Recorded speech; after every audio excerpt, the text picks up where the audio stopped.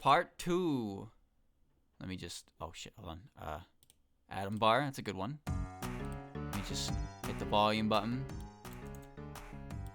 Gotta hit the shuffle. Hit the next. Good enough.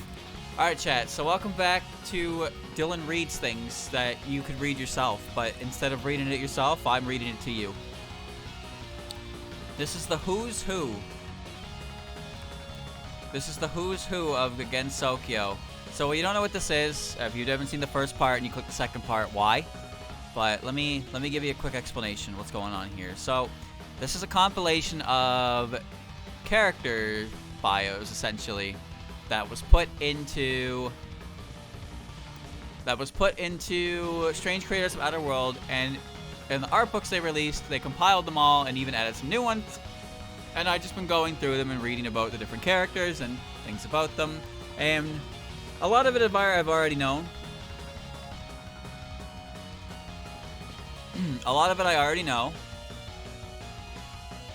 Wait, why is Cherna not in a box? What happened to her? Why'd she get kicked out? Alright, whatever. I put her back. So last time, chat, I stopped halfway through at Yamame. So we're going to resume now with Parsi. So yeah, we're going to be seeing a lot of, we're going to hear a lot of things about the characters, what they are, who they are, stuff like that. You might already know it, you might not, you might learn something. But we're just kind of going through this and learning a little bit about different characters. So is everybody ready? Let's begin. The who's who of humans and yokai in SCoOW. Parsi Mizuhashi.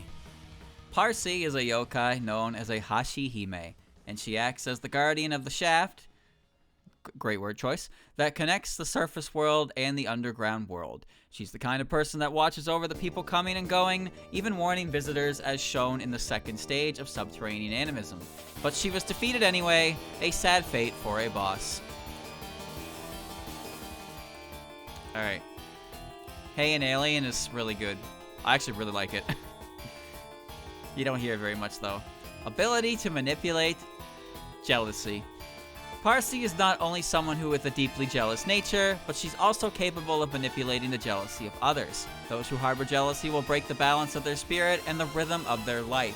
For Parsi, the victim's jealousy serves as her energy. So in a way, her body as a yokai can be considered jealousy itself. Concerning the jealousy of humans, Parsi can use it as her own mainspring and convert it into power. But there's be too much of a waste. The only way to deal with her would be to keep your distance and to try to avoid harboring any gloomy feelings in your mind. So, this is obviously a very short one because it's Parsi. But here is the art. No artist comment, but here is the art. Personally, I have this image of a bridge right between hell and the surface. It's not the kind of bridge that crosses a river, but a bridge that connects two different worlds. So if you met a yokai in the middle of it, it must be a Hashihime. But since in a sense, it's connecting this world to the next, I think I would have used a Shinigami if I hadn't already made one for POFE. Ooh, that's interesting.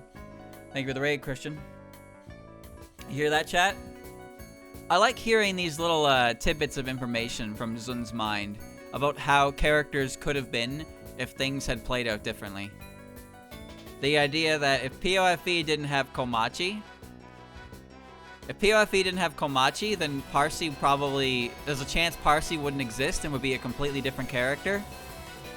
And I'm just thinking about how popular Parsi is and how many people would be upset by that. Not a lot of people are coming to mind. But, you know, I digress. I digress. It's fine. It's fine. So next up we have Hoshiguma Yugi. Species Oni.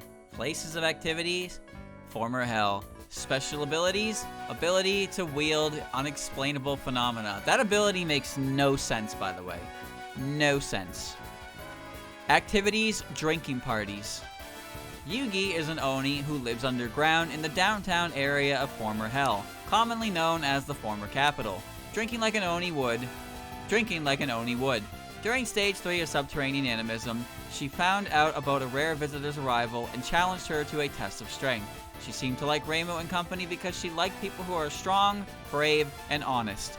The characteristics of an Oni. That's true. So, for those of you that don't know, the Oni like 3 things. They like people who are strong, they like people who are brave, and they like people who are honest. Now, obviously, humans are not nearly as strong as Oni, but, you know, you can make up for it in other places. Bravery and honesty. And strength doesn't necessarily mean muscle mass. Remember that. Bravery can be a type of strength. Stuff like that. Just, you know, if you're thinking about things like that. The Oni don't like the opposite. They don't like weak people. They don't like cowardice. They don't like lies. Dishonesty. I like the Oni's creed. It's a respectable creed. If you can just prove to them that you are, you know, you just gotta prove to them that you are good people. And you'll be good to go. And then you'll have to drink with them. And then you will die. Chirno could be best friends with an Oni. You know, I actually wonder about that. There are some characters in Gensokyo who are, like, honest to a fault, you know? I wonder how well they get along with the Onis. Given that they, like, you know... But I feel like there's a bit of a difference between... What's the word? Innocence to these other characteristics. But I don't really know. Who can say? Maybe Chirno and Yugi would actually get along swimmingly. Who knows? It's not my place to say. The Big Four of the Mountain. Originally, she lived above ground alongside the other Oni, and together with Suika Ibuki and 2 other Oni, made up the Big Four of the Mountain. She's known to boast the most strength of the Big Four, and she's highly regarded among her peers. So for those of you who didn't know, chat, Yugi is probably, Yugi is most likely the strongest character in the entire series, based on raw physical ability.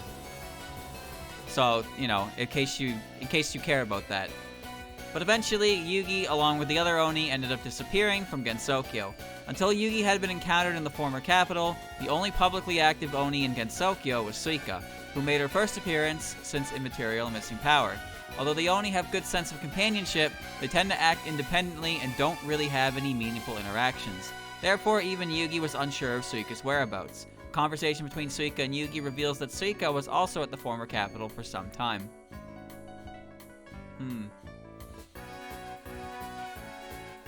Yugi, who had left the surface world after the humans ran of patience with her, proceeded to live a carefree life in the former hell because she liked the simple, power-dominated landscape.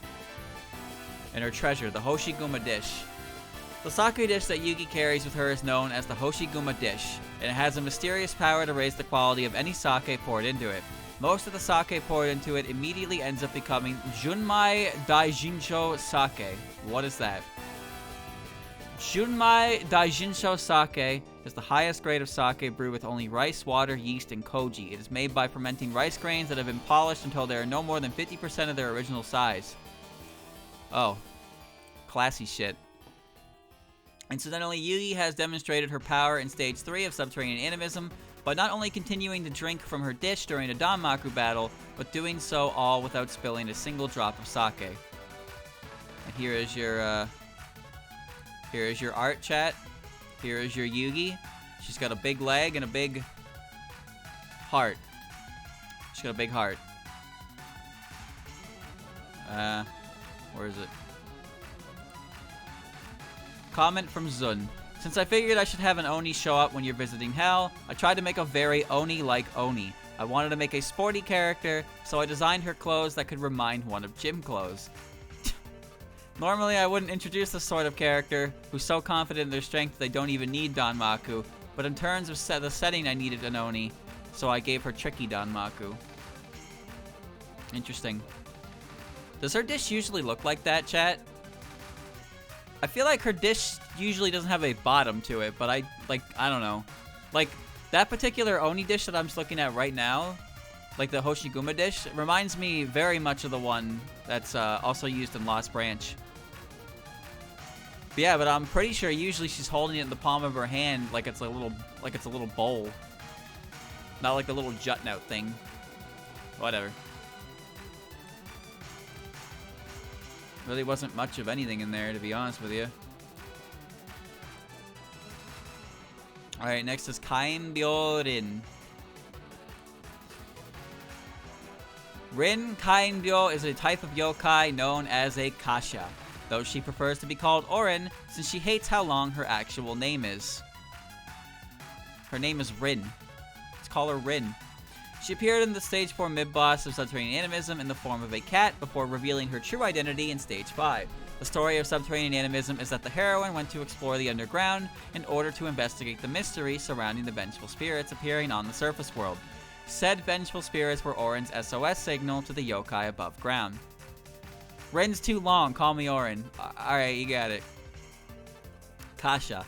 The Kasha is a type of yokai who appears out of nowhere and carries away corpses. If you were to look away, the Kasha will suddenly carry the corpse away with their favorite wheelbarrows. It seems that the Kasha prefer taking human corpses, though they don't really do anything to those corpses.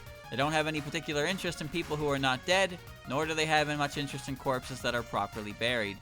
Orin is capable of understanding and communicating with dead bodies and spirits in general.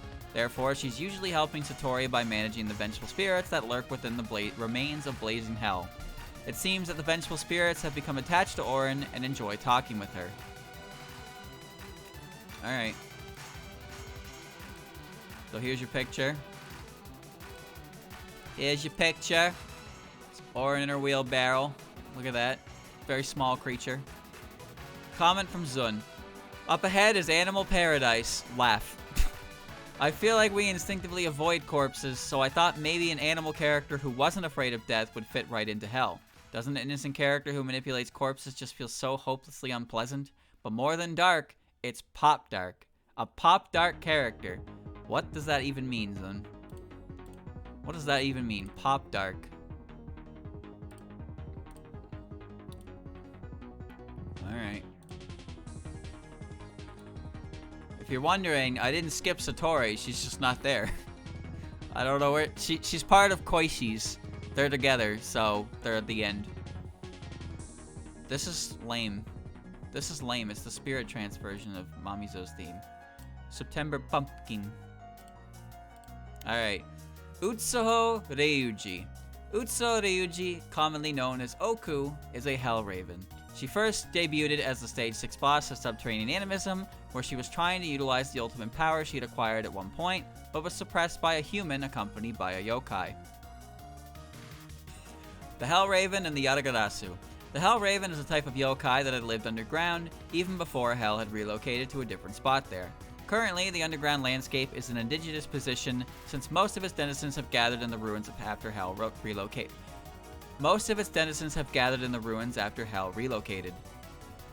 As an ordinary Hell Raven, she spent her days tending to the Hell remained. As an ordinary Hell Raven, she spent her days tending to the remains of blazing hell. After she came to live in the Palace of the Earth Spirits with Satori, living alongside other animals that adore Satori. But suddenly, something had changed. Kaneko Yasuka, a god that came from the outside world, was looking for an empty-headed Hell Raven that could accept a divine spirit, and Oku fit those qualifications perfectly. By accepting the spirit of the Yatagarasu, which harbored the power of the sun, Oku gained the ability to control nuclear fusion, and the effects of that gave her the three-legged appearance she has now. After awakening to the ultimate power, because of her naturally empty head, she was one step away from turning the surface world into a scorching hell using that power. But after that, she apparently went on to assist the Kappa at the underground geyser center built by Kaneko. Yeah, so those of you who didn't know, for those of you that didn't know, the reason Oku was chosen to have the Yatagarasu is because she literally had nothing else going on upstairs. So, according to Kaneko, this is talked about in Symposium of Post-Mysticism, if you're wondering where it comes from. But they needed somebody who had enough emptiness in their head so they could wield all that power. Because giving that much power to somebody who was, like, actually could think would apparently drive them mad. So they needed to find somebody who had enough space upstairs for all that power. And Oku fit the bill, which is why she was chosen. So, yes. Canonically, she is not that bright. She was chosen for her empty head. And she still almost turned the entire surface into blazing hell. But it's okay. Because she didn't at the end of the day. And it's fine. And we'll get the comment from Zun. But first, the image. Here is your Oku. It's pretty good. Oku has a lot of aspects to her design. A comment even more pop dark than Orin. I wanted to answer the question of why the Hated were releasing vengeful spirits from the underworld with, because there's a sun in the underworld and that sun has too much power. As for why a sun, it's because I wanted to tie this to Mountain of Faith. I also thought nuclear power fit in perfectly with the theme of the Hated. Yeah, so those of you didn't know, chat, as well, Subterranean Animism's motifs for its yokai design and like character design comes from things that people dislike. So the first boss, you know, Tsuchigumo, spiders, and not contagion. What's the word? Contagious? I think that's the word. Poisons, followed by, you know, the Hashihime, a being of ugly jealousy, the Oni, then a mind reader, then a corpse peddler, and then nuclear power. So, and then the final boss, the extra stage boss is, of course, mind reader. So, the characters all are based on things that people, like, actively dislike. And nuclear power is one of them. Probably shouldn't be, but whatever. Whatever, man, whatever. No thoughts, head empty. Alright, next is Satori and Koichi Komeiji. Alright. Species, Satori. How do you think Satori feels that her name is Satori? And then they ask her species and she says Satori. It's like Mario, you know? What's your name? Mario. And your last name? It's Mario. What's your name? Mario. It's Luigi Mario. Places of activity, Palace of the Earth Spirits, Satori, unknown, Koichi. Special abilities, ability to read minds, Satori. Ability to manipulate the unconscious mind, Koichi. Yeah, Nue too. Nue's name is Nue and she is a Nue. What does that even mean, man? I mean, it's fine as a name, I guess. But it's like Satori's a fine name, but it's just, you know, you look at her species and her species is Satori. It's like, what? Activities, managing vengeful spirits, Satori. Wandering, Koichi. Example spell cards, recollection, terrible souvenir. Her only spell card that's hers, Satori. That's not true. She has more in double spoiler. And instinct, release of the id. That's Koichi's third spell card, the one with the pink hearts. Outward appearance, third eye. Mind reader, Satori. Satori, as the name suggests, is a yokai capable of reading the minds of other people. She lives in the Palace of the Earth Spirits, located in the center of former hell. But because of her ability, she's feared by even the despised yokai that lurk within the underground, and she usually doesn't get any visitors as a result. However, during her first appearance as a Stage 4 boss in Subterranean Animism, the heroine, as urged by the yokai above ground, came to the Palace of the Earth Spirits in search of the truth behind the current incident, and Satori was thus able to communicate with another person for the first time in a while.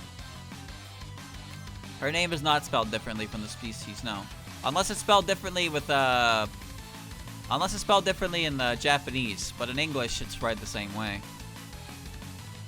Maybe it's spelled differently with, but that might also be a difference of using kanji and, like, katakana, right? Who knows? However, this doesn't mean that she lives in the Palace of the Earth Spirits alone. In fact, she actually surrounded by plenty of animals. At the cost of being disliked by those capable of handling normal language, she is valued by non-verbal beings as a rare sort of being who could communicate with them.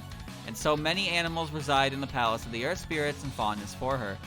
Satori doesn't hate these animals and seems to love them as her pets. Some of these animals, like Orin and Utsuo, help Satori with her work and also take care of some of those same animals.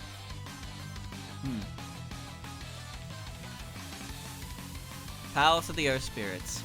Satori, her younger sister Koichi, along with plenty of animals, reside in a mansion located in the center of former hell. The former Hell of Blazing Fires is located directly underneath an opening in the Palace of the Earth Spirits courtyard. It's no longer in use because Hell has since been relocated, but that scorching heat is still around. This heat could be dangerous if left unchecked, so Satori entrusts temperature control to Utsuo since, out of all of her pets, she's the one that's most unfazed by heat. Because the Palace of the Earth Spirits is located above the hell blazing fires, it's said that the floors bring nearly as much warmth as a built-in floor heating system. Now that's something I didn't know. Did you know that, chat? I didn't know that. Memer theme. Tori's name in hiragana while the yokai use a kanji. Okay, well that's just about spelling it, right? That's just about spelling it. Because it's still the same thing, right? It's just spelled in hiragana. But you can't you still read her name as the kanji for the same thing? I don't know Japanese. I didn't know that. No, I knew that was the case for Reimu's house, because Reimu has Clown living under it. But I did not know that the Palace of the Earth Spirits had heated flooring system because of the nature of the blazing hellfires. That's never come up in anything before. I always assumed the floor would be cold because it's like stone tile, you know? But I guess not. As manager of the Vengeful Spirits, even after Hell relocated and the underground city ceased to be a part of Hell, many restless spirits still remain on the site. Satori manages these spirits so they don't go astray. As mentioned above, she can read the minds of non-verbal animals, but she can also do this with spirits. Though the most useful thing she took away from this was, I have no need to fear vengeful spirits because I can read their hearts. After all, vengeful spirits are simply spirits that have come to reside in Hell. If it weren't for someone like Satori, from whom no secrets could be kept, then it would be very difficult to crack down on the situation. Among Satori's pets, Orin is the best equipped when dealing with vengeful spirits, since she can communicate with them. Satori's younger sister. Satori has a younger sister named Koishi. During the extra stage of subterranean animism, Koishi suddenly appears in front of the heroine, who was going to the Moria Shrine to question its resident god and challenge her to a Danmaku battle. Koishi was intrigued by Utsu's sudden and significant power-up, and went to visit the Moria Shrine in search of a god who could grant her that kind of power as well. However, Koishi had also heard from her sister about a strong human that lived on the surface that could defeat even the powered-up Utsu, and challenged the human in front of her to a Danmaku battle so she could witness said human's power. Third Eye. The Satori signature feature, the ability to read the minds of other people, comes from the third eye each Satori has. However, Koishi had learned that this ability was disliked by others, and closed her third eye in response. She lost the ability to read minds as a result, but in return she gained the ability to act unconsciously. While she is in an unconscious state, Koishi has a weak presence and it becomes difficult to recognize her, even when she's in a person's line of sight. No one could hate her, but no one could love her either. Also, being unable to read the hearts of others meant closing off her own heart. Satori is always worried about Koishi and has many concerns for her. It seems that the concerns of her older sister and the powerful humans she met on the surface world have begun to change Koishi somewhat. What a tragic character, man. Anyway, here they are. Before the comment. I really like this art of them. Alright. Comment from Zun. I got to introduce the most hated of them all. It's impossible to avoid having your mind read, so among yokai they're the worst opponents. Regarding Satori, there are actually plenty of stories where the Satori gets beaten by using its mind reading against it, but they're hated so much that they're portrayed as unbeatable.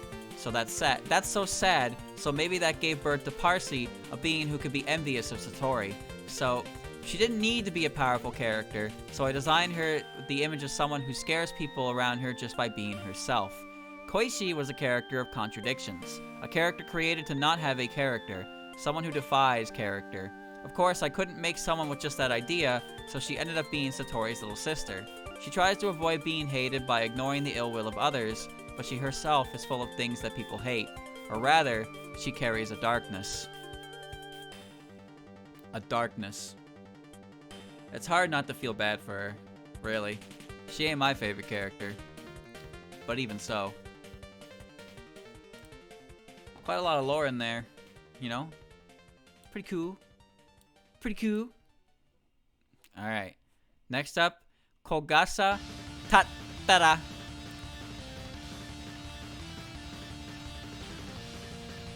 Oh. That's weird. Well, I think this is new stuff because the art has changed. And it's up top, so here's your Kogasa art right away, chat, because I know you're going to want to see this. Okay. Alright. Kogasa Tattara. Zun Illustrator. Okay, so the comments The Zun comments up top right now, so we're going to start with that, I see.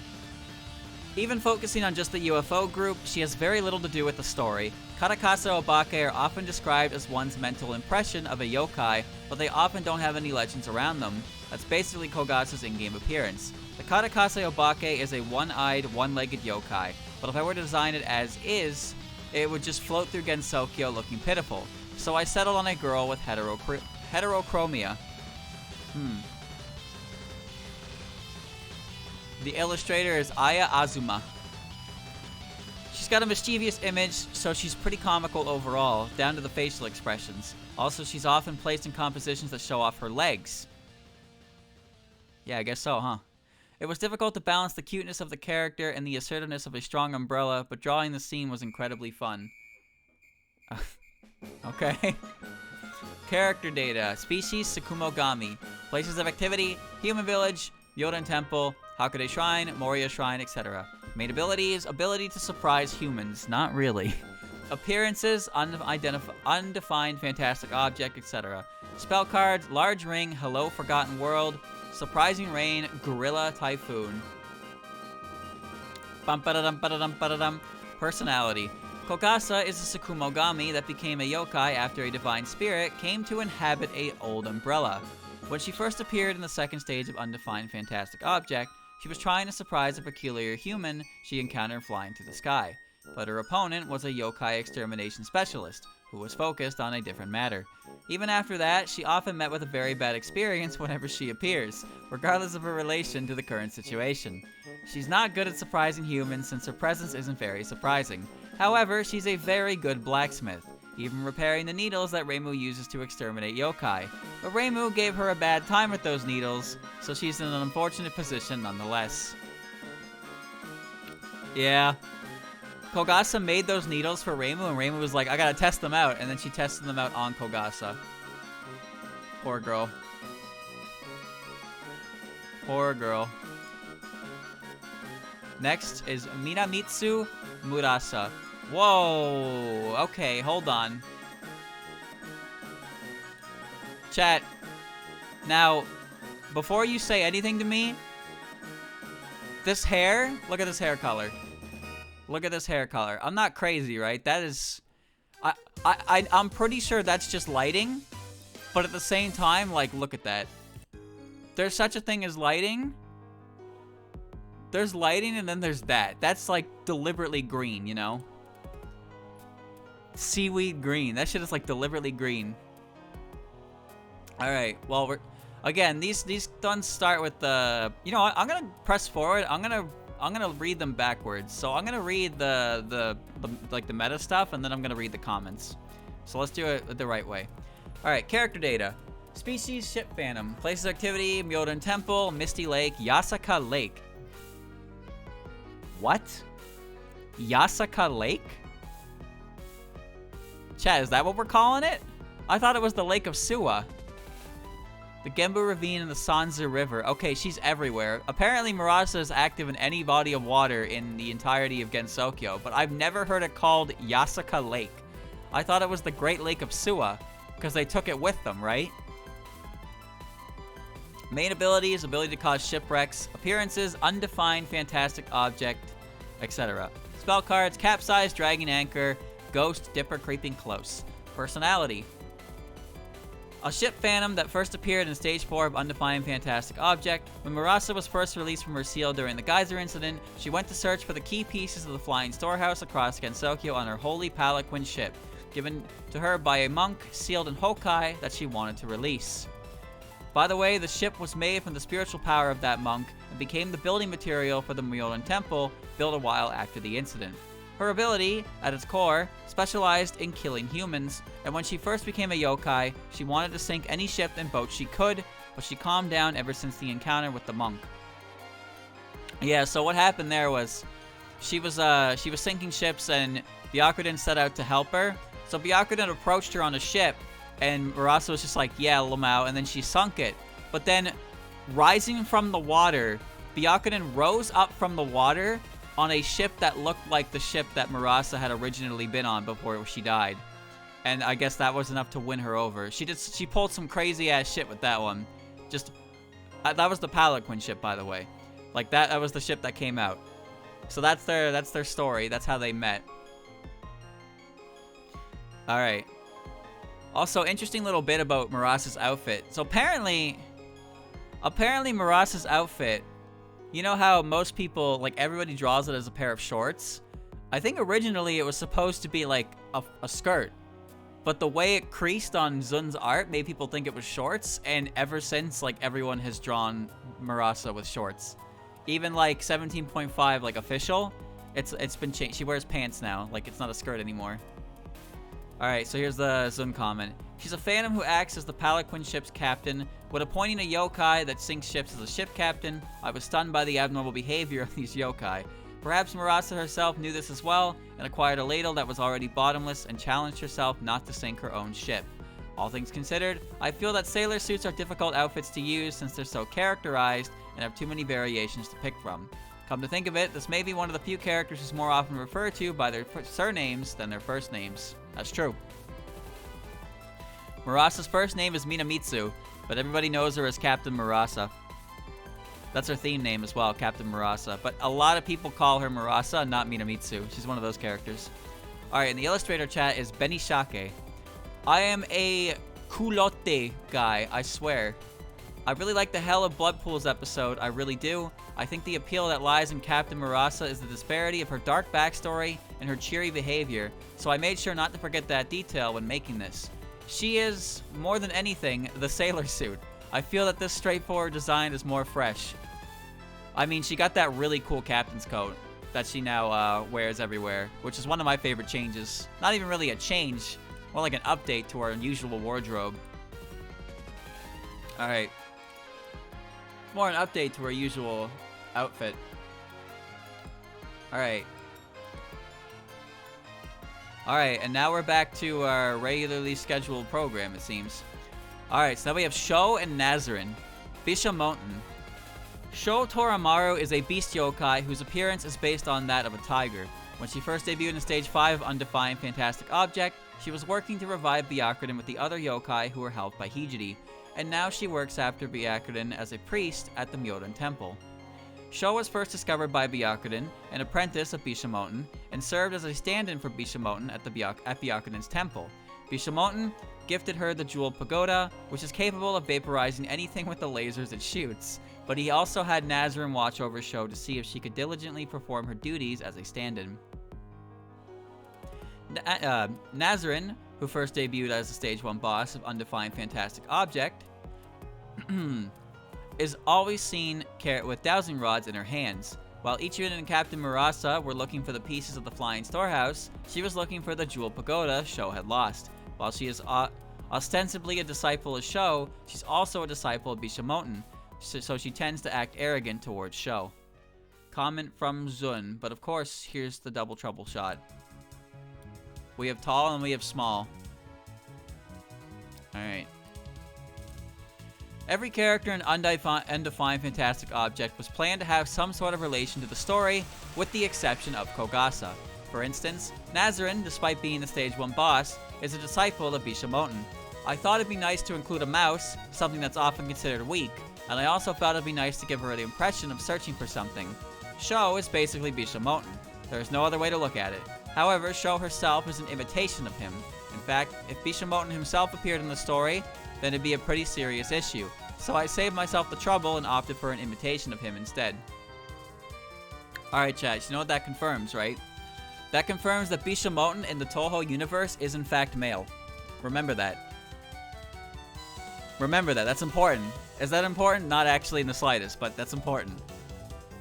Zun himself is confirmed. Alright. Alright, well, there was barely any information on those characters at all. No lore for Nazarin, she got shoehorned in. Alright, next is Byakuren Hijiri. Alright. Species, Magician. Place of activity, Myoden Temple. Main abilities, using magic. Specializes in magic that increases one's physical abilities. Activities, helping weak yokai. Byakuren is a magician that used to be a human. She first appeared as the final boss of Undefined Fantastic Object, and since then she's acted as the main presence of the Myoden Temple, the first temple erected in Gensokyo. Originally, Byakuren was sealed away in Makai by the humans for being too friendly with the yokai, but thanks to a geyser eruption, read the subterranean animism incident, pieces of the flying storehouse, the key to freeing Byakuren, flew out of the ground, and the yokai that were once heard by Byakuren made an effort to use those fragments to revive her. This was the essence of the incident that occurred in Undefined Fantastic Object. Once again, the magnitude of the Moria's influence can be reconfirmed thanks to the incidents that occurred in succession from Mountain of Faith to Hopeless Masquerade. The Fourth Magician. Byakuren is the fourth magician in the series so far, following Marissa, Patchouli, and Alice. But unlike the other three, she specializes in magic that strengthens her physical body. Byakuren became a magician through training, or rather she became a magician by gaining knowledge of witchcraft and black magic, abandoning her human nature in the process. In an attempt to become immortal, one can consider her to be Marissa's senpai. Byakuren, who studied this type of magic out of fear of death, put on a facade of exterminating yokai for the humans, while actually helping those yokai at the same time in order to maintain that magic. Initially, Byakuren helped the yokai for selfish reasons, but eventually her feelings of love towards the yokai became real, and a lot of yokai loved her in return. So that's a bit of an abridged telling of Byakuren's story. But yeah, Byakuren was a human who, when her brother passed away, she became fearful of death and pursued magic to prevent herself from dying.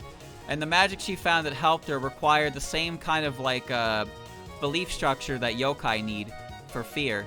So the existence of yokai was vital to her the magic she was using. So she took up this facade of being a yokai exterminator, but actually didn't exterminate yokai, so she could keep them alive. She could help yokai and keep them around so her own magic would persist, but eventually, she ended up actually caring for the yokai that she charged towards. And then the result was she became friendly with them, and the humans didn't like that, and then she was sent away. So she actually has quite an involved story to her, which makes her very interesting to me. Which is a kind of a shame, because originally, when I first seen her, I thought she was nothing more than Buddhist. But she is a lot more than just that. Her and Miko have a lot to them. Comment from Zun. The first Buddhist monk character in Touhou. I wanted to make a character that doesn't resemble a monk in the slightest. At first glance, she has no qualities of a Buddhist monk except for the sutras, but on the inside, she's a bona fide monk. Though I don't think we should be letting monks become magicians. Among Buddhist concepts, I'm conscious of the feeling that she's pretty close to a hermit, giving off a strong impression of esoteric Buddhism. I've thought about setting a mysterious setting which she becomes stronger through reading sutras rather than casting spells, so the effect would just be physical. Since it's Buddhism, it could be quite the striking principle. A pun on the Japanese term for Buddhism, Bukkyo, and possibly Butsu, meaning to strike. Thank you, Zun, for writing puns that I can't understand in my language. El Clasico. Next up is Hojo Nue. Yeah, so a bit of an abridged telling of the story, but, I didn't expect too much. I recognize that artist. I swear I recognize that artist. Chat, where have I seen this artist before? I know I have. I'm almost positive I have. I'm so positive I have. Alright, this is the same order as Kogasa was, so let's back up here. Character data. Species, yokai. Place of activity, Myoden Temple. Main abilities, ability to make her true form unknown. Appearances, you know the drill. Spell cards, Nightmare of Hienkyo. And Danmaku X from the Wandering Star. Personality. Nue first debuted as the extra stage boss of Undefined Fantastic Object. Like many of the characters that appeared in that game, she first came up to the underground thanks to the geyser incident, the incident of subterranean animism. At that time, she discovered Murasa and the others are trying to revive a human for some reason. So in order to interfere with that, she planted the seeds of unknown form on the fragments of the flying storehouse that Murasa and company were seeking. As a result, the things they were looking for were unknown and unidentifiable. Contrary to her expectations, the resurrection of Hijiri changed her perception on what was good for the yokai, but it seems that she has yet to become accustomed to the Myoden Temple, even as she began to train there. In response to hearing the news that a superhuman sleeping under the Myodan Temple would be resurrected, she brought in her old friend Mamizo, a big shot yokai from the outside world. So, Zun's comment. It seems that an unknown or unidentified entity is called a Nue-like entity. The Nue, a classical yokai, has appeared in various works, but it's usually a composite of a tiger, monkey, raccoon, or a snake, and I feel it's basically a chimera. I made it clear that she's supposed to be a Nue, not a chimera, as thanks to her power that the fragments flying in the sky resemble UFOs. I think it's necessary to accept Nue-like unidentified objects in order to make life more fun. After all, even the strange-looking things have their appeal. Haha. The illustrator is Hanabi Suichu. That's the name of the illustrator. There's a delicate impression surrounding the constitution of a scene surrounding a yokai capable of concealing its true form. Also, personally, I think it'd be better if there was some weirdness to her pupils. I think the Nue has a strong beastly image similar to a chimera, but I also think that the contrast between Nue's sharp black body and knee-highs, along with the mysterious shape of her wings, makes for a very nice design that feels cute and cool. Of course, it all comes back to the socks. Because, why wouldn't it? Because why wouldn't it? Whoa. Whoa. What are you doing? Pretty good lore. Not bad. Alright. Next is Hatate Hime Kaido. You're gonna love this one. Look at that. More love for that right there than anything I've seen Zun do for her. I know this artist. Character data. Species, Tengu. Place of activity, Yokai Mountain. Main abilities, ability to utilize thoughtography. Appearances, double spoiler, etc. That etc. does not need to be there because there was no other appearance she's made. Spell cards, continuous shooting, rapid shot, and farsightedness, Tengu psychography. Personality. A crow Tengu that first appeared in Double Spoiler. Like other Tengu, she lives on Yokai Mountain and publishes her own newspaper. Her newspaper is called Kakashi Spirit News, and it seems that it's mainly composed of photos taken using her thoughtography ability. Unlike Aya, who makes full use of old film-based cameras, Hatate makes use of an old-fashioned mobile phone, known as the Galapagos phone. The Tengu were competing with each other for the circulation of the newspaper, and of course her rival was Aya Shimemaru, the publisher of Boom Boom Maru newspaper. Hatate, on the other hand, tends to seclude herself because she has no need to interview anyone thanks to her ability, and was thus worried that the contents of her newspaper weren't fresh. That's why, in Double Spoiler, she went to investigate the secrets of the Boom Boom Maru newspaper, which had an appeal that Hatate felt could not be found in her own newspaper. Oh yeah, she was an impossible spell card, you're right. I forgot about that. She was in that one. Alright, Zun. I'm not sure if it's a uniform or what, but I feel like the trends in Tengu society's fashion would be quite similar to one another. The same is true with Kappa, and maybe even many other social groups would want to dress in a similar manner. And well, Hatate's a shut-in writer, but perhaps people like her are more concerned about how others view them. Her skirt pattern is reminiscent of Galapagos' cell phone. There do exist Galapagos phones with this design, actually. Come to think of it, I don't think I could see anyone taking pictures with a Galapagos phone anymore. I don't even know what the fuck a Galapagos phone is. Garaki is a compound word derived from Galapagos and Keitai Dawa mobile phone and is used to refer to traditional Japanese-style feature phones. Yeah, I don't know what that is. Sunny Rutile Flexion. And the illustrator is Shinva again. S-H-N-V-A. I recognize this guy. I wanted to draw a background for this one. I knew what I wanted to go with since the beginning, but I was concerned plenty of times for just the composition of the character. In the end, I finally got Hatate to look like she was actually landing on the tree. Likewise, the autumn leaves look so good on Yokai Mountain. That's my opinion, at least. I took some inspiration from Mountain of Faith for this. Yeah, it's a very, very good picture.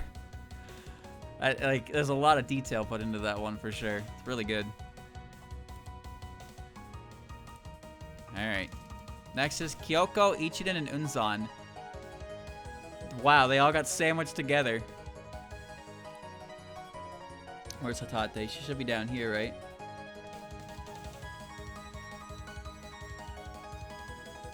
There she is. Alright. Ichiden, Unzan, and Kyoko all put together. The Acolytes. Okay. Character data. Kyoko Kasudani. Species, animal yokai. Places of activity, Yokai Mountain, Myoden Temple, etc. Main abilities, ability to reflect sound. Appearances, 10 desires, etc.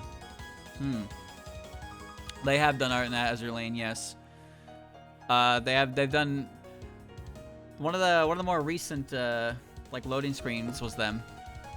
They've been busy. Character data, Ichiden, Kumoi, and Unzan. Species, Yokai. Place of activity, Myoden Temple, the sky, etc. The sky. Main abilities, ability to use Nyudu, Ichiden. Ability to freely change shape and size, Unzan. Appearances, undefined, fantastic object, etc.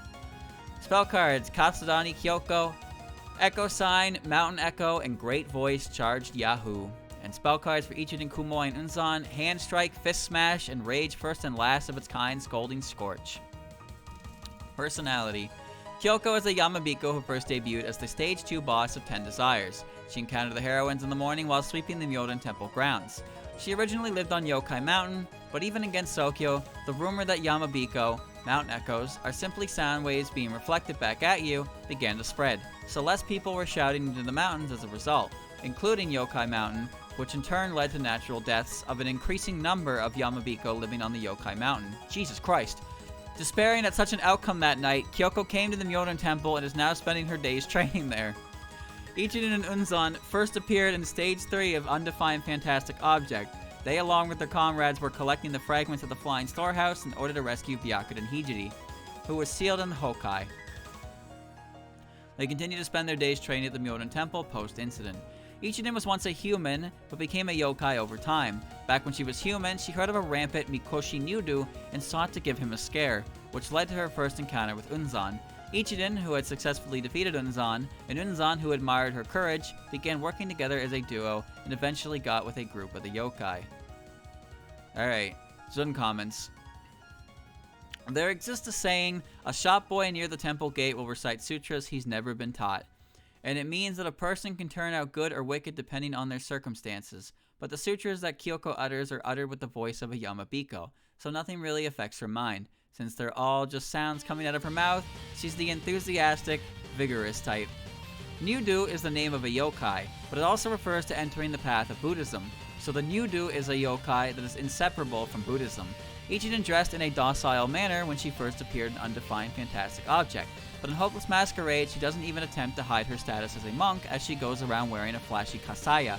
Because everyone usually pays more attention to the larger Unzan, I feel that Ichiden herself may have been trying to stand out a bit. Well, monks don't exactly stand out in the first place because there exist guys who are more showy than the monks, which includes other monks. Unzan resembles the stereotypical pig-headed old man character that hasn't been showing up much nowadays, though Unzan himself is pretty gentle, or rather old-fashioned.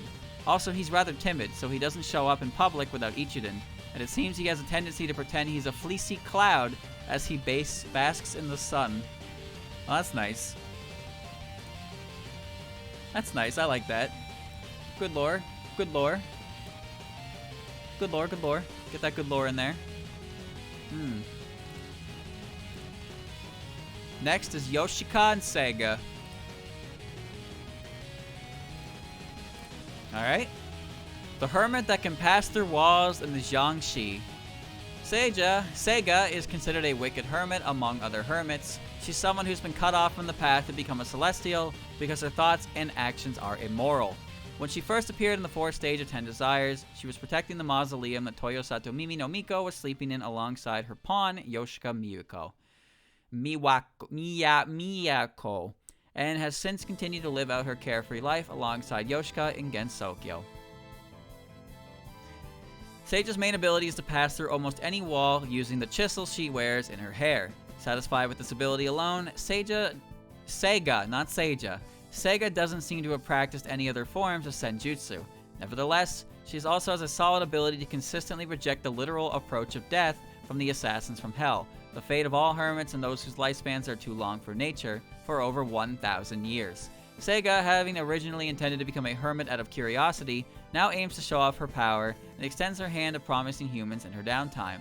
That's why she came to Japan and recommended Taoism to Toyosato Mimi no Miko. Oops. Yoshika is a Jiangshi. During her debut as the Stage 3 boss of 10 Desires, she was ordered by Sega, I keep wanting to call her Seiga, to repel those trespassing the mausoleum. There are several ways of creating a Jiangshi, but Yoshika is a Jiangshi made with Taoism by Sega, and she was made with the corpse of an ancient Japanese person as the base, since Sega was in Japan. Normally, a Jiangshi would perish once it is completely decomposed, but Yoshika is still active thanks to an anti-decomposition spell placed on her by her master. However, she has no consciousness since her functions have decayed, and she acts according to the instructions Sega has written on the note attached to her forehead. It's said that Yoshika displays her original behavioral principles once the note is removed, but there are very few eyewitnesses that can testify to that situation. Comment from Zun. Oh, but of course. Look at this little dummy. Certified head empty. Because the theme of 10 Desires is reincarnation, I wanted to make a zombie, a popular character type that has never appeared up from that point, and so Yoshika was made. Taoism was another theme, so I made her a Jiangshi. At first, her skin was to have much less color than it does here, but I eventually backed out because she would have been too blue. Jiangshi are things controlled by other people, so I settled on Sega. They say that a guy who controls a Jiangshi does not a good hermit make. From the intentions I've seen, however, she may be the most hermitish character here. Scary lady. Scary ladies. Scary ladies. Mononobe no Futo and Soga no Tojiko.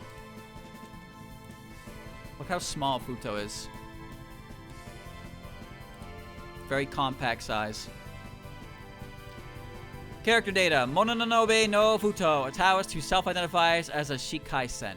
Places of activity, the human village, etc. Main abilities, ability to manipulate feng shui. Abilities, appearances, 10 desires, etc. Character data, Soga no Tojiko. Species, ghost. Place of activity, unknown. Main abilities, ability to cause lightning. Appearances, 10 desires, etc. Spell cards, Mononobe no Futo. Heaven sign, Rainy Iwafune. Blaze sign, Blazing Winds of Haibutsu. Saint Girl, Omonomi's Dinner. Oh. Omonomi's Dinner, whatever. And Tojiko's Thunder Arrow, Gagyoji Cyclone. Personality. Mononobe no Futo made her debut as the Stage 5 boss in 10 Desires. Together with the final boss, Toyosato Mimi no Miko, she intended to revive from her sleep so she could become a hermit, but she ended up clashing with the heroines in the process. Miko and Futo are known as Shikai-sen, people who become hermits after death. And Futo's whole story was that she was acting as Miko's guinea pig, having been convinced by her to go to sleep first. After she had resurrected alongside Miko, she seems to have been performing rigorous training as a hermit. Soga no Tojiko first debuted as the Stage 5 mid-boss in 10 Desires. Like the other two, Tojiko had also woken up from a long sleep, but as a ghost instead of a hermit. She and Futo used to be enemies, but they fell asleep together in order to resurrect the Shikai-sen out of their respect for Miko. But since Futo had hindered with her resurrection into a Shikai-sen, she couldn't become a hermit. However, it seems that Tojiko had accepted her new spiritual body because of its usefulness, and thus no strain has been put on her relationship with Futo. I'm just glad that Tojiko's cool with it and all, but why is Futo such a little asshole? God damn. Zun. Futo's gotten a complex setup where she worships Taoism, a foreign non-governmental religion that she felt was more convenient for her, while also trying to eliminate Buddhism, which at the time was also a foreign religion. Because she keeps her religion hidden, I tried to imagine her dress as being close to that of a shrine maiden's, so that she wouldn't lean too heavily on looking like a Taoist. If you look closely, the ribbons wrapped around her hands, feet, neck, and hat all correspond to the 5 colors of feng shui. Neat. Where was I? During her debut, she had an anachronistic and unapproachable nature, but over time she got used to the modern age and turned out to be a somewhat out-of-touch lady. I felt it'd be just fine. Tojiko is a ghost that couldn't be resurrected due to an incomplete ritual. Unlike Yuyiko, Tojiko's ghostly body has no legs, and she's probably more liberated from her physical body as a result. Since the absence of a physical body brings her closer to eternal existence, it would seem that she's currently enjoying her ghostly state. The illustrator is Akio Hiragi. The ribbons fluttering on various parts of Futo's outfit are so cute, and they seem to suggest the disposition of Futo herself, too. I've also attempted to arrange her sleeves, but they're tied to the person in the back, so it's best that they didn't drop.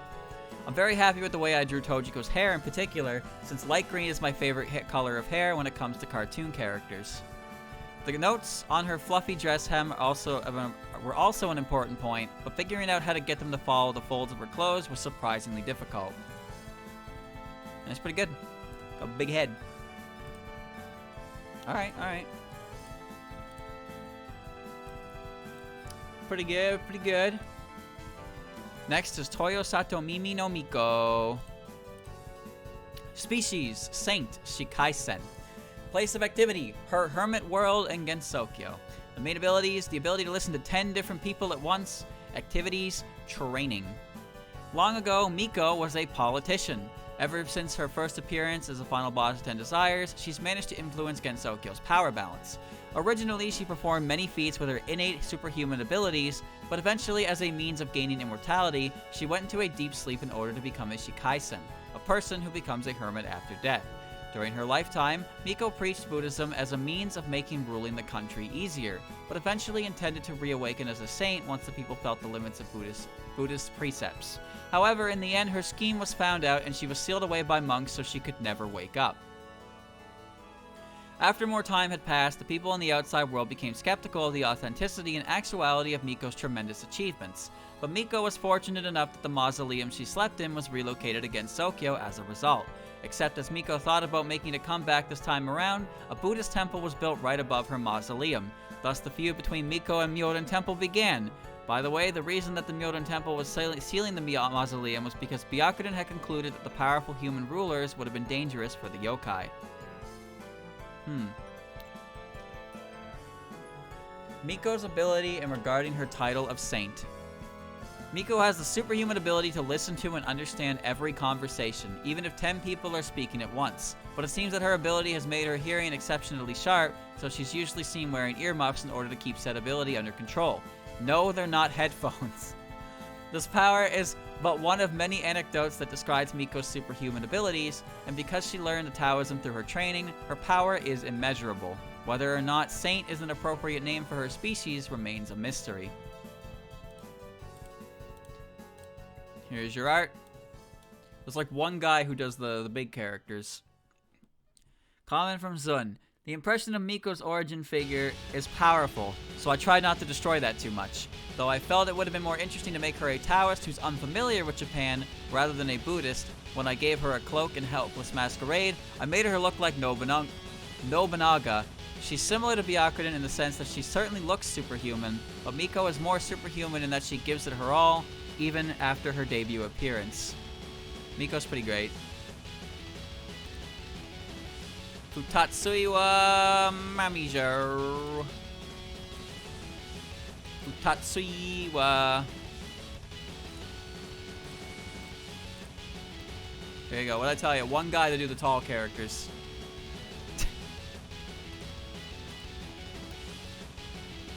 Masakichi. Yep. Yep.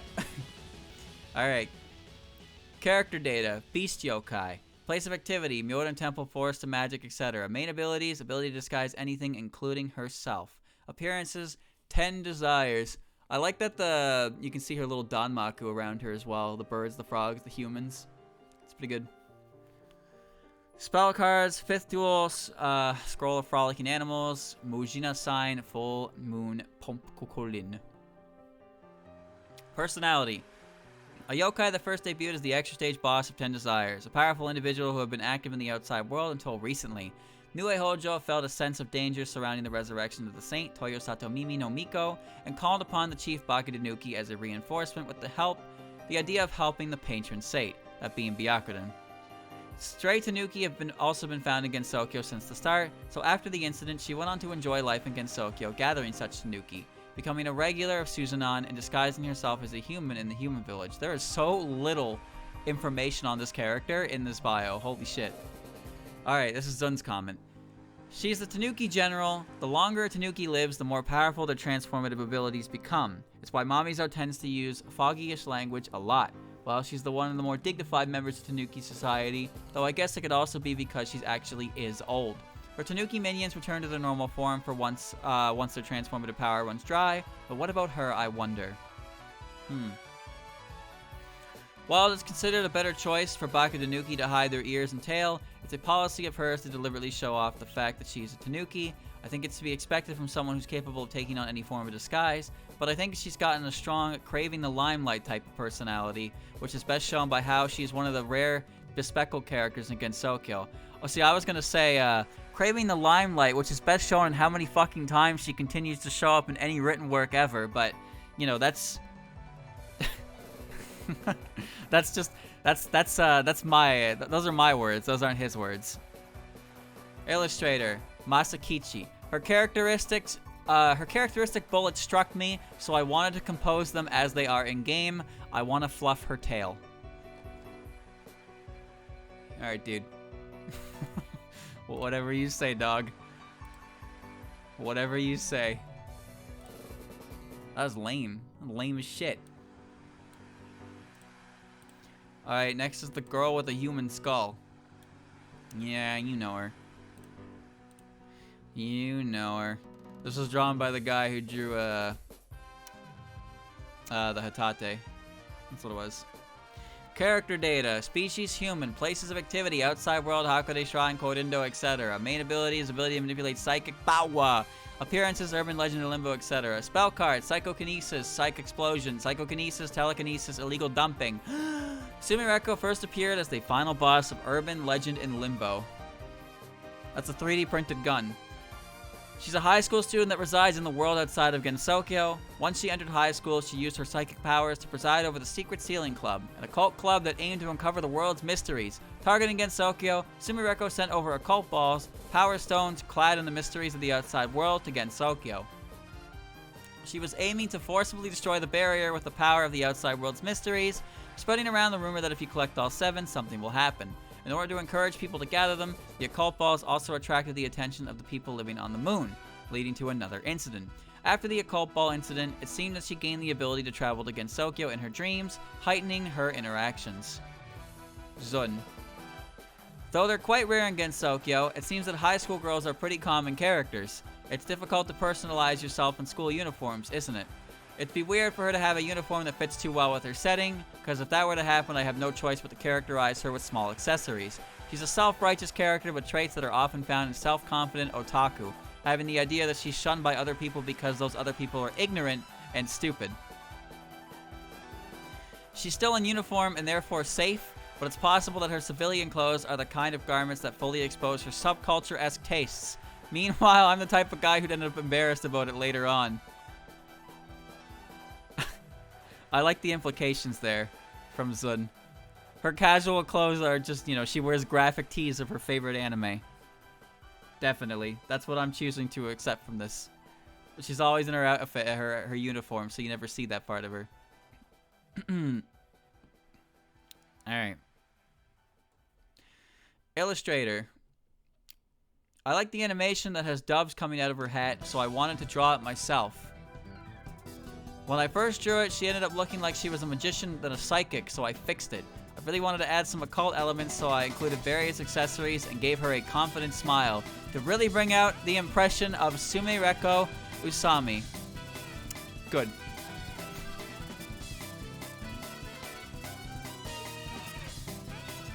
Bunny time. Alright. Where are you? Get her out of here. Fucking weebs. Next is Satan and Ringo. It's red. It's just juice, don't worry. Same artist, by the way, as the last one. Character data, Satan. Species, beast. Place of activity, lunar capital, human village, etc. Main abilities, firing bullets from other dimensions. What does that even mean? Appearances, legacy of lunatic kingdom. Character data, Ringo. Species, beast. Place of activities, lunar capital, human village, etc. Main abilities, growing in strength by eating dongo. Appearances, legacy of lunatic kingdom, etc. Spell cards, Satan. Bullet sign, eagle shooting. Gun sign, lunatic gun. Spell cards, Ringo. Rabbit sign, dongo influence. Moon viewing sake, lunatic September. Personality. Satan and Ringo are moon rabbits who work as colleagues in the Earth Recon Unit Eagle Ravi. The duo, which first came to Earth from the lunar capital during the events of Legacy of Lunatic Kingdom, came across some of Gensokyo's inhabitants while performing their respective duties. Satan was in charge of infiltration operations, but encountered the main characters while pounding mochi during a break. Ringo was in charge of information management, so she had a general idea of what was going on, and guided the people she met to the pathway that led to the lunar capital. Both of them remained on Earth after the events of Law K, opening up rivaling dongo stands. So apparently, like, I don't know how, like, accurate it is, but Ringo's dongo has more taste, more personality, more flavor to it, and Satan's dongo is very basic, so she doesn't get as much customers. I don't know if that's actually a thing or if that's just fandom. Anyway, Zun's comments. One of the two moon rabbits, Satan. Usually the pounding mallet would be rod-shaped, which I feel is the standard for moon rabbits, but since that would have made it indistinguishable from a club, I decided to opt for a horizontal hammer-shaped mallet. If she were to carry it on her shoulders, she'd likely have a more violent impression.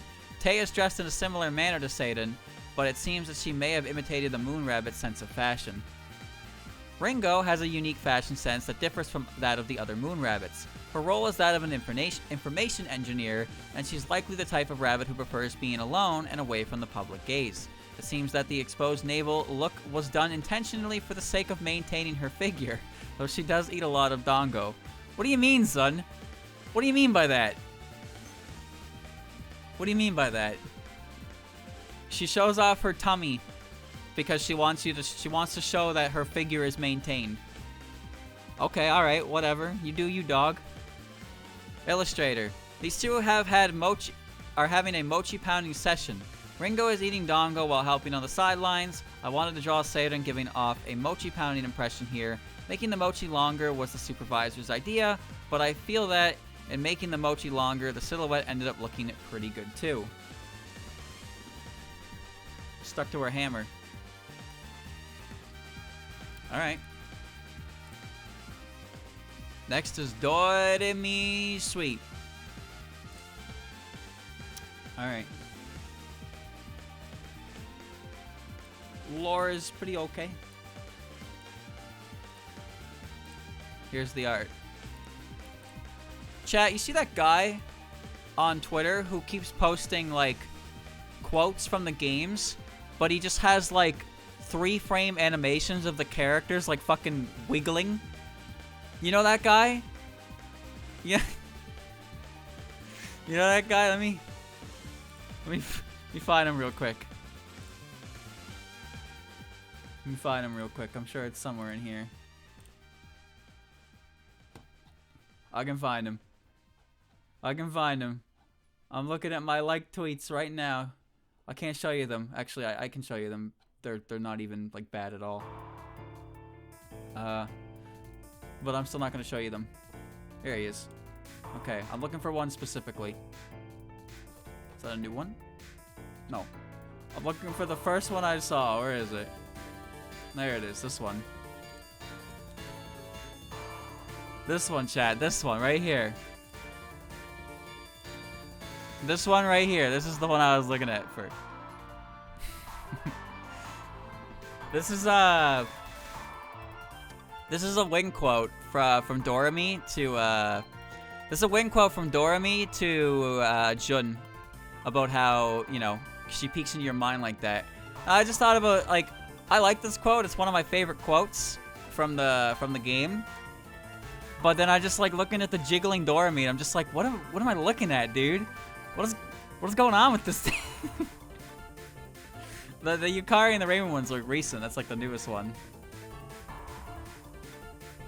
That's the newest one. Oh, I gotta be careful actually while I'm on Twitter. This one, yeah. Well then, are you ready? Not at all. That's good stuff. Okay. It's so confusing, you know? They just, like, a lot of them are good. They just wiggle. They just fucking wiggle with quotes. I'm like, what? Anyway, here's your Doremi art. Okay. Zun. Alright, where are we? Character data. Species, Beast Yokai. Place of activity, Dream World. Main abilities, ability to eat and create dreams. Appearances, Legacy of Lunatic Kingdom. Spell cards, Dream Sign, Indigo, Dream of Anxiety. Dream Sign, Okure, Confusion. Super Express, Dream Express. Personality, Doremi is a Baku who lives in the Dream World and first appeared in Stage 3 of Legacy of Lunatic Kingdom. She's a yokai who rules the entirety of the Dream World and also guards the Cayenne Passageway number 4, which connects Gensokyo to the lunar capital. The capital had been dealing with raids from an outside force for about half a year, dating back to before the events of Legacy of Lunatic Kingdom. Then at last, a person who seemed to be able to control the situation had come to the rescue, so Doremi decided to guide the heroine to the true lunar capital. Since the events of the Legacy of Lunatic Kingdom, she's been selling pillows in Gensokyo, and has been also been busy with the events of Antinomy of Common Flowers that followed that of Legacy of Lunatic Kingdoms. Zun. The two-tone black and white collar was taken from the Malayan tapir? Tapir? I don't know how to pronounce that creature's name. But the colors ended up looking like that of a panda. It seems that the tapir has been named after the Baku, since the tapir bore a resemblance to the yokai. But Doremi ended up resembling the tapir. Wondering what that could mean. Anything... I guess it's tapir, right? Tapir? I don't know. Anything goes in the dream world, so caution is a necessity when bringing her out, since the story will get lost in the shuffle. Also, we don't have to be in the dream world to find her. The illustrator is Akio Hiragi again. The contrast between her black and white clothes decorated in pom-poms of varying sizes and her red stitched-up hat is irresistible. Be happy if the atmosphere leaves you feeling relaxed. Drawing that big wobbly dream soul was fun. Big wobbly dream soul. The only criticism I have for this art is that she doesn't have her funny W mouth. She doesn't have her W mouth. Kind of a missed opportunity, that's all. Alright, Shagume. Here you go. Saying artist. Character data, Lunarian, place of activity, lunar capital, main abilities, ability to reverse the situation with her words, appearances, legacy, lunatic kingdom, etc. Spell cards, orb sign, disorderly flocks cursed, and one winged white heron.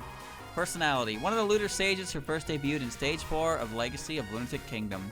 In order to protect the lunar capital from the attacks organized by Junko and the others, she asked Doremi to evacuate the Lunarians to the Dream World's lunar capital and to guard the pathway to Earth. Although Sagamé herself remained in the lunar capital, she felt that she could entrust the person traveling through the passage of dreams with the situation, so she started a battle to test their strength. She's extremely taciturn since she has the powerful ability to reverse the situation with her words. She was the one who had mixed in the Moonstone as an occult ball, causing the urban legend incident. As a sage of the same moon, it's very clear that she still has respect for Eren Yakugoro, who has descended to Earth. Zun. She's gotten a Chuni setup, so I made her an outfit that gives off such a vibe. By the way, the Ame no Sagume is often equated with the Amano Jaku, but I believe that the mythological Ame no Sagume is an entirely separate being from the demon-like Amano Jaku. I incorporated a motif in her clothing that's similar to that. Yeah, the arrow motif. I think she's gotten one of the most top-ranked story-breaking abilities in Touhou. To be frank, said ability is also top-ranked when it comes to handling it. And the illustrator comments. Above all, I like the mysterious impression of the simple coordination of the arrow shapes on her dress's hem, along with their single wing. Establishing the hem's arrow's direction and figuring out how to orientate them was more difficult than expected, so I reworked the draft multiple times. Hee-hoo-ho-ha-ha. Next is Junkie.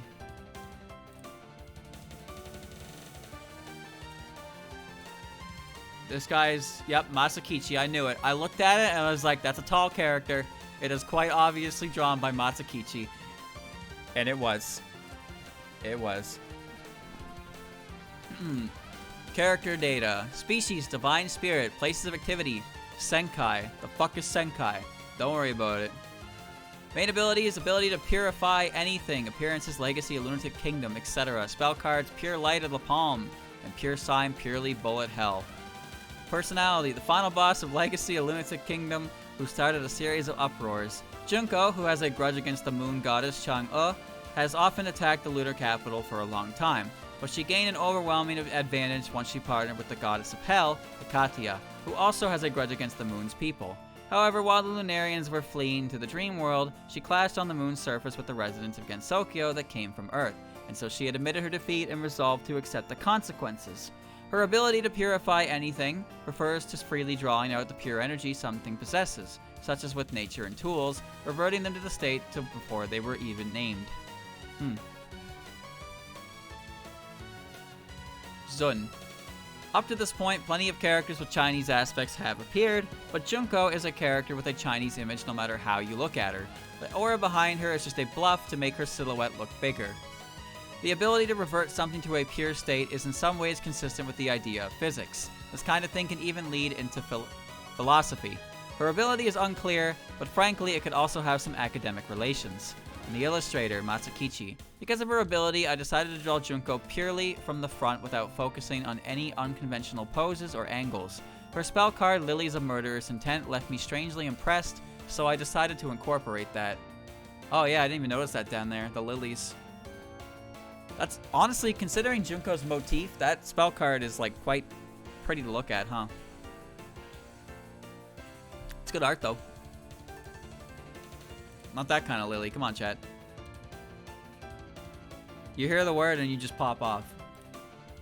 It's uncontrollable.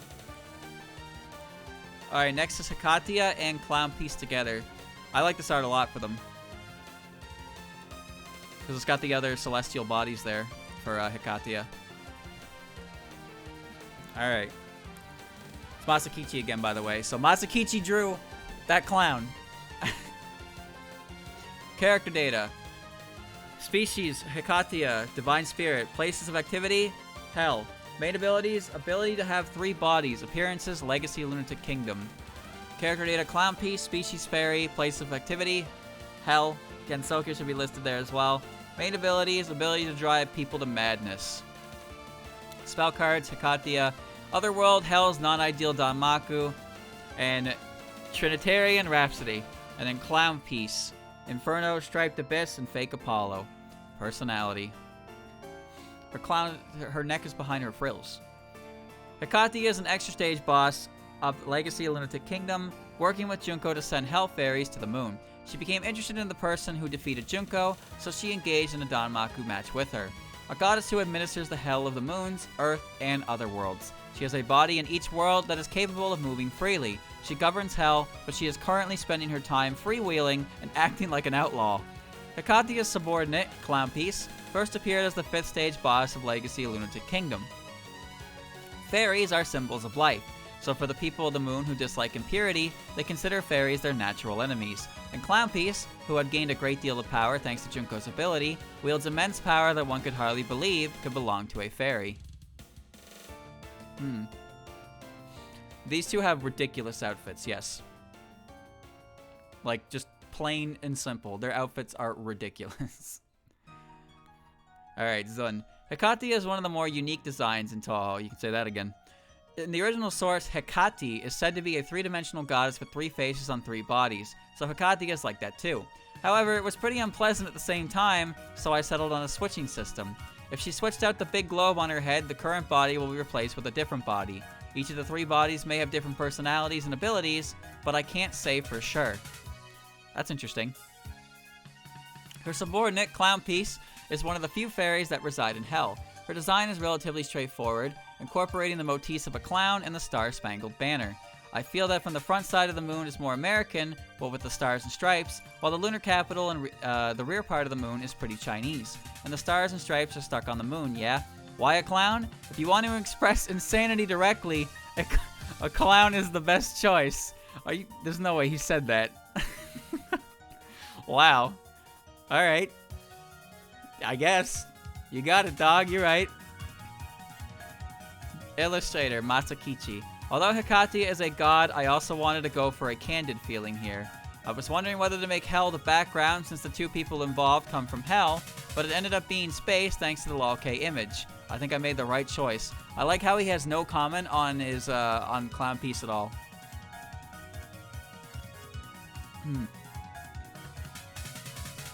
Alright. Next up, chat. Oh boy. Oh boy. Guess who's next? Shion and Jun Yorigami. This should be Shibna as well. Yep. Character data, Shion Yorigami. Species, poverty god. Places of activity, unknown. Main abilities, ability to make anyone unlucky, including herself. Appearances, antinomy of common flowers, etc. Character data, Jun. Doesn't even say Yorigami, just calling her Jun. Species, pestilence god. Places of activity, unknown. Main abilities, ability to cause consumption of financial assets. Appearances, antinomy of common flowers, etc. Spell cards, Shion Yorigami. Poor sign, mischance scatter. The most despicable and disastrous god of destitution and misery. And spell cards for Jun. Poor sign, super poverty bomb. Oh, that's hers. And Queen of Bubble. Personality. Shion and Jun, twin sisters that debuted as the final bosses of Antinomy of Common Flowers, using perfect possession, which was part of the urban legend incident that capsized Gensokyo. They tried to rob people of their wealth. The younger sister Jun, the pestilence god, causes any subject she possesses to squander their money and possessions, while her partner, Shion, the poverty god, uses the perfect possession technique to drain all the luck of any opponent that declared battle. Thanks to their defensive force defeat measures, they were able to beat many humans and yokai by turning the tables against them. But ultimately they were disciplined by the combination of Reimu and Yukari, who saw through the trap of the possession. After the incident, Jun went to train at the Myoden Temple, though she got bored and ran off. While Shion met with Tenchi Hinanai, a celestial with overwhelming luck that her abilities had no effect on. Alright, Jun.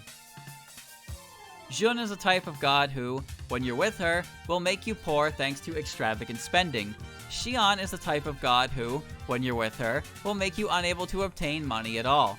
These kinds of people actually exist in our reality, but I'd rather not be with them at all. Jun wears brand name style items, and she looks like she's never has any trouble with money at first glance. But all that money was either ripped off from other people or obtained through loans. No one is more dangerous than someone who merely looks rich. Don't be fooled by the merit of her influence, because it may just be a pose to suck your wallet dry. Shion paints a very clear image of a poverty god. She's dressed in tattered clothing, has a depressed facial expression, and has no ambition. Though even if she doesn't retain money, she has no intent on making you unhappy on purpose. So I think you'd be better off with her. However, you won't be able to retain money either. Oh, I see. And the illustrator comments, it was a lot of fun for me to draw these two. I feel the same about contrasting colors in general, but because those two are twins with differing personalities, and the effects and accessories are all really flashy, this was especially fun. I think this is the most fun I've had drawing a duo for Strange Creators of Outer World. It's so delightful having this much contrast on one page. Star Voyage 2008. Nice. Dropping them Benjamins.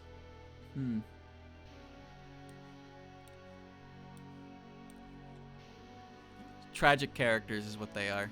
Both of them. That was the last one. There's two afterwards here, so let's read the afterwards, chat. This is the afterword by illustrator Genji Asai. Alright, hello everyone. How did you like the cover picture for this issue? All together now. This is Genji Asai, in case you didn't hear me well. Thank you so much for your purchase. Yes, a greeting from which no gratitude can be felt. Don't tell him.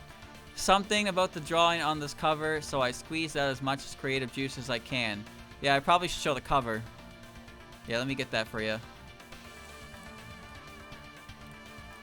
There you go.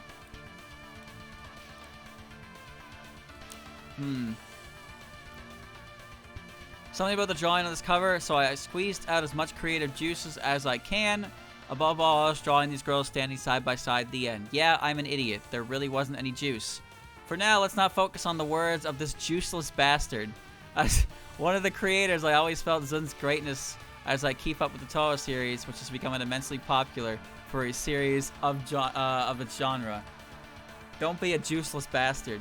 My apologies, it's hard to come up with a better way to describe it than I like it or I want to make something like this, but I feel that even Zun himself would likely have a tendency to just say, I enjoy this.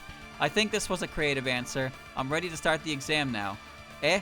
What's this? That useless bastard can't be saying that. You seriously think this is funny? You gotta be kidding me. Shit. Shit. See you around.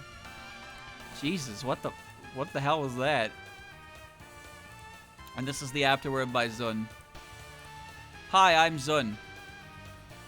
Strangely enough, the reasons for creation can change inconsistently between when it was created and when you look back at it later. We tend to think that actions are taken for a reason, but in reality we often look for a convincing reason for the things we do unconsciously. Particularly in the field of creativity, it is a source of failure to make things by reasoning, and things created by feeling are often more successful. So we think about the reasons afterwards. The reasons for this is often thought of after the fact. I've been able to revisit the character settings and design this time around, and some characters are finally finding out why now, while others I still don't quite understand. Sometimes the reason changed since the old days. Sometimes I felt fresh in seeing that. There's also a paragraph here that I cannot read because it's not translated, so I am going to put it in Google Translate and see what it says. Alright? Google Translate. It says, warm the old and know the new. In creation, it might be changing the reasons for past actions and making use of them in the present. Okay, I get it. I don't get it, but I get it. And with that, chat. And with that, that concludes the first half, the first book. That is the Dusk Edition, all entries completed. And that just leaves us with the Everlasting Edition for next time. Oh man, just as many as before. Get halfway through it. It's almost 2 hours. It's fine. We'll be starting with Letty White Rock next time.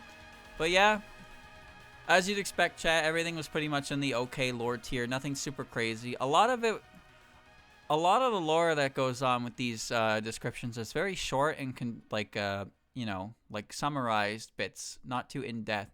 So it's, it does its job. It's a good introduction to the characters without going too into it.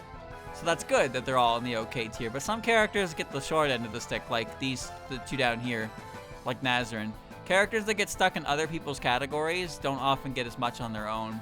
Which I guess is because they couldn't figure out how to write much on their own to begin with. But even so, it's like, still a bit of a shame.